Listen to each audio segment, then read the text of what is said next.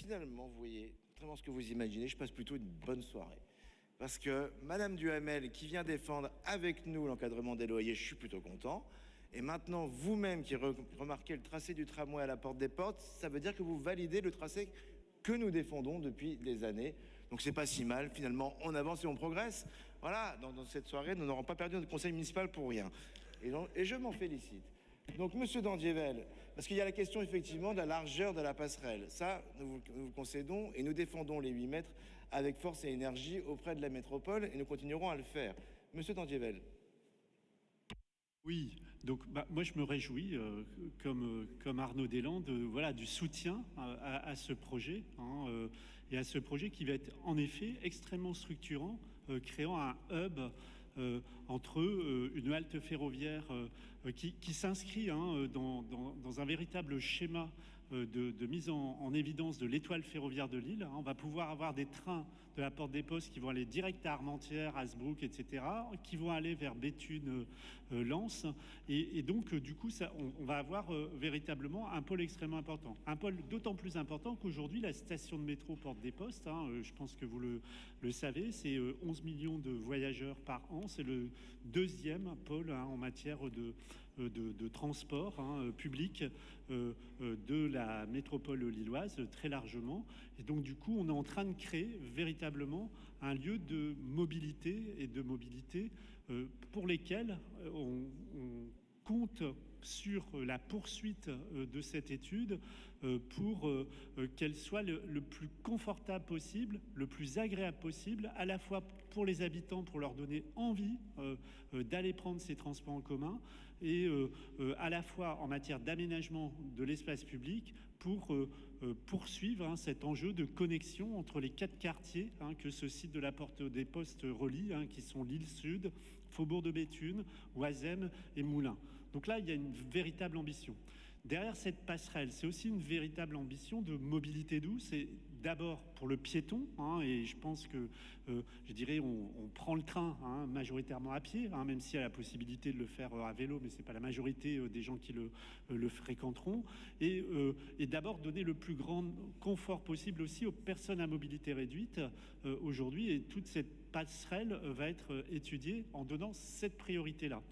Après, sur le débat que nous avons avec la métropole européenne de Lille, la région, la SNCF, tous les cofinanceurs, on a un débat aujourd'hui sur la plus grande largeur possible pour cette passerelle, et à la fois la plus belle écriture architecturale et paysagère sur cette passerelle.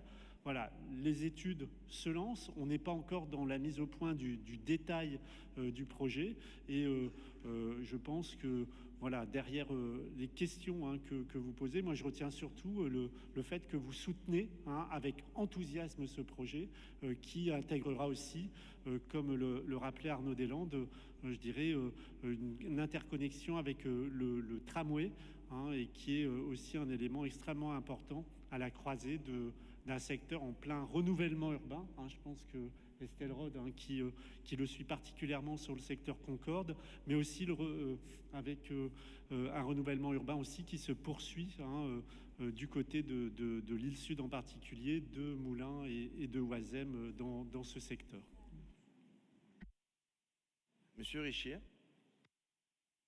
Après, quelques éléments en complément pour établir un petit peu la vérité historique.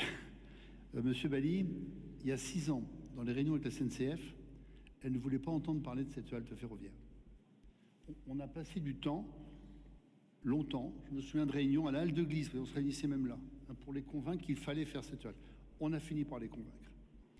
Il y a quelques temps également, la MEL ne voulait pratiquement entendre parler que d'une petite passerelle. On leur a expliqué, et nous continuons à le faire, et nous continuerons à le faire, qu'il fallait une passerelle de 8 mètres et qu'il fallait que ce soit une passerelle piéton-vélo. La MEL nous répond oui, mais ça va dépendre de l'endroit où passera le tramway auquel vous vous ralliez, donc de tramway Porte des Postes, puisque nous attendons avec impatience l'étude pour savoir si le tramway qui viendra voir 2 mètres pour aller sur Strasbourg pourra passer au centre de la place, au-dessus de la station de métro, ou devra passer un peu plus au sud, et donc plus près de la Cité Marianne, ce qui aura forcément une distance, une implication sur cette passerelle, d'autant plus que, avec notre collègue Sylviane Delacroix, bien entendu, nous aurons à veiller que cette passerelle respecte bien en termes de pente, la pente pour l'accessibilité aux personnes à mobilité réduite, parce que si les piétons et les vélos, c'est important, nous rappelons aussi que tous ceux qui, dans notre société, ont du mal à se déplacer doivent pouvoir emprunter ces lieux et que ce serait inacceptable, bien sûr, qu'on n'ait pas une pente nécessaire. Donc, vous voyez qu'on est encore dans une phase d'études techniques. Et d'autre part, nous avons réussi, il y a 3 ans, à déconnecter également ce projet de la halte ferroviaire du CERM. Nous disons, oui, de toute façon, tout ça sera fait avec le CERM. On sait très bien que la temporalité du CERM, c'est une temporalité assez lointaine, hein, de l'ordre au moins une quinzaine d'années, voire une vingtaine d'années. Et nous avions dit, mais non, c'est maintenant qu'il faut faire cette halte ferroviaire. Là aussi, on a réussi à convaincre la SNCF, puis la région, puis la MEL. Vous voyez qu'en fait, la ville, au contraire, a été, contrairement à ce que vous dites, la meilleure avocate de ce projet. Elle l'est toujours, je pense qu'elle le restera.